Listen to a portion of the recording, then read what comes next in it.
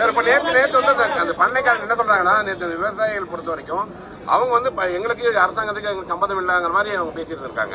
ஏன்னா நைட்டோட வர சொல்லிட்டு அத்தனை பேர் காத்திருந்தவங்களை வந்து வராம பேஸ் பண்ணி நீங்களும் நிறுவனம் தான் பேசிக்கணும்னு சொல்லியிருக்காங்களே, எப்படி கால்நடைத்துறைக்கு சம்பந்தம் இல்லாம போயிருமா? அதைத்தான் நான் கொண்டு வர்றதற்கு நான் முயற்சி செஞ்சேன். ஆனா இந்த அரசாங்கம் விவசாயிகள் பக்கம் இல்ல, இந்த முதலாளி பக்கம் இருப்பதாகத்தான் தோன்றுது. ஏன்னா உண்மையிலேயே இந்த விவசாயிகள் பாதிக்கப்பட்டிருக்கிற நிலை தெரிஞ்சிருந்தா பேக் அடிக்குதுன்னு என்ன அர்த்தம், பின்வாங்குதுன்னு என்ன அர்த்தம், இதுல ஏதோ நடக்குதுன்னு தான் அர்த்தம்.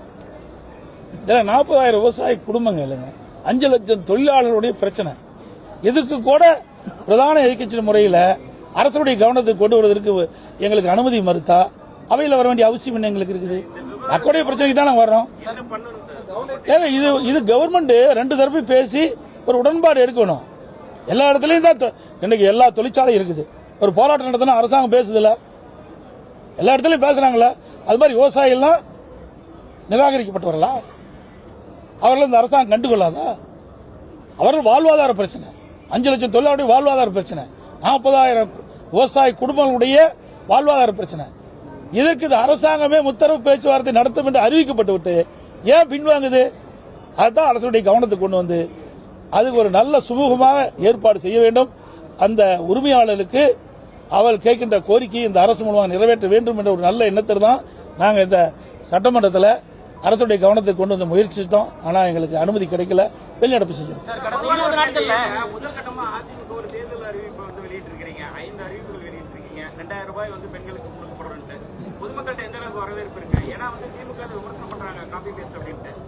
அதாவதுங்க அவையில் அப்படித்தான் பேசுவாங்க. ஏன்னா இது வந்து மற்றவர்களை நாங்கள் காப்பி அடித்து அறிவிக்க வேண்டிய அவசியமே இல்லை. ஏற்கனவே 2021 சட்டமன்ற பொதுத் தேர்தலின் போது முதல்ல தேர்தல் அறிக்கை வெளியிட்டது அதிமுக. எங்களுக்கு பிறகு 1 மணி நேரம் கழிச்சு தான் திமுக தேர்தல் அறிக்கை வெளியிட்டாங்க. அப்பொழுதே எங்களுடைய தேர்தல் அறிக்கையில் இது இடம்பெற்றிருக்குது. இதில் நான் வேணா படிக்கிறேன். அதாவது அறிவிப்பு எண் 2 மகளிர் நலன் எங்களுடைய புத்தகம், எங்களுடைய காட்டிடுறோம். ஏன்னா இந்த அமைச்சரெல்லாம் வேணும் வேண்டே திட்டமிட்டு ஒரு தவறான செய்தி சொல்லிட்டு வராங்க. இது எங்களுடைய அறிவிப்பு புத்தகம், அப்பவே வெளியிட்டோம். 2021ஆம் ஆண்டு அனைத்து இந்திய அண்ணா திராவிட முன்னேற்ற கழகத்தினுடைய தேர்தல் அறிவிப்புகள் இதை நாங்கள் கொடுத்திருக்கிறோம். இதுல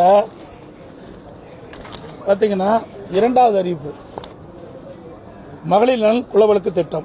சமூகத்தில் பொருளாதார சமநிலையை உருவாக்கிட குலவிளக்கு திட்டத்தின் மூலம் அனைத்து குடும்ப அட்டைதாரர்களுக்கும் ஒவ்வொரு மாதம் உதவித்தொகையாக 1500 வழங்கப்படும்.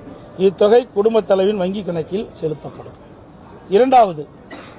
3வது அறிவிப்பு மகளிருக்கு பேருந்து பயணச் சலுகை.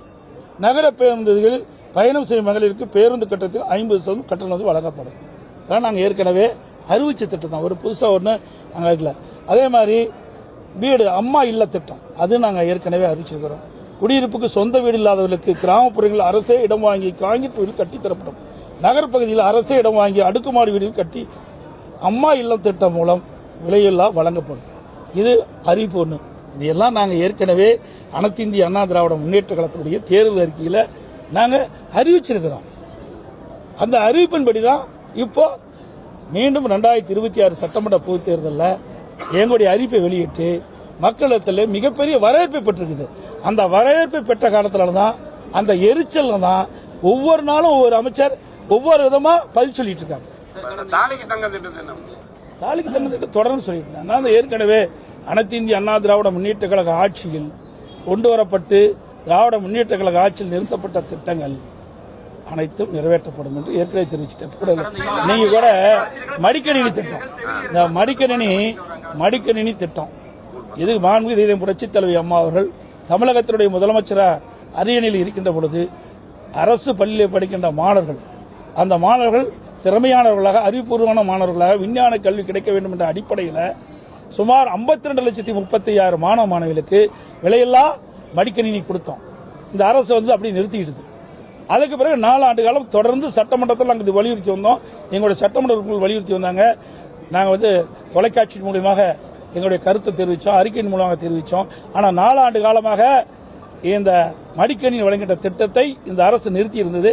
இப்போ இந்த அரசு தோல்வி பயத்தின் காரணமாக, திமுக கட்சி தோல்வி பயத்தின் காரணமாக, அடுத்த ஆண்டு நடைபெற்ற சட்டமன்ற தேர்தலில் தோல்வியுற்றுமோ என்ற அச்சத்தின் காரணமாக இப்பொழுது 10 லட்சம் கல்லூரி மாணவர்களுக்கு கொடுப்பதாக அறிவிச்சிருக்கிறாங்க. அது கூட முழுசா கொடுக்க முடியாது. ஏன்னா அறிவிச்ச உடனே அதில் அதை தயாரித்து கொடுக்கிற அளவுக்கு அந்த நிறுவனம் இல்லை என்றுதான் எனக்கு கிடைத்த தகவல். அது மட்டும் இல்லை, இதை வேண்டுமென்றே திட்டமிட்டு அந்த மாணவருடைய வாக்குகளை பெறுவதற்கு அந்த திட்டத்தை அறிவிச்சிருக்கிறாங்க. உண்மையிலேயே அந்த மாணவர்களுக்கு நல்லது நடக்க வேண்டும், நன்மை கிடைக்க வேண்டும் இருந்தால் இந்த கல்லூரி துவங்குவதற்கு முன்பாகவே இதை கொடுத்திருந்தா பயனுள்ளதாக இருக்கும். அதில் கடன் உடனே வாங்கி, கல்லூரி திறந்த உடனே கடன் உடனே வாங்கி அவர்கள் அந்த மாணவர்கள் இன்னைக்கு இந்த லேப்டாப் வாங்கியிருக்கிறாங்க.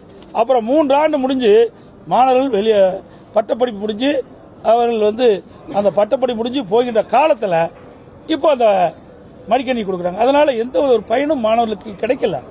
ஆக வேண்டுமென்றே திட்டமிட்டு அதிமுக ஆட்சியில் கொண்டு வரப்பட்ட திட்டம் முடக்கிறாங்க. ஆனால் இன்றைக்கு இந்த மாணவர் மத்தியில், இளைஞர்கள் மத்தியில் இந்த மடிக்கணினி திட்டம் நிறுத்தப்பட்டதால் மிகப்பெரிய வெறுப்பு ஏற்பட்ட காரணத்தினால அவருடைய இளைஞர்களுடைய வாக்குகளை பெறுவதற்காக மீண்டும் இந்த திட்டத்தை இந்த அரசு அறிவிச்சிருக்கு.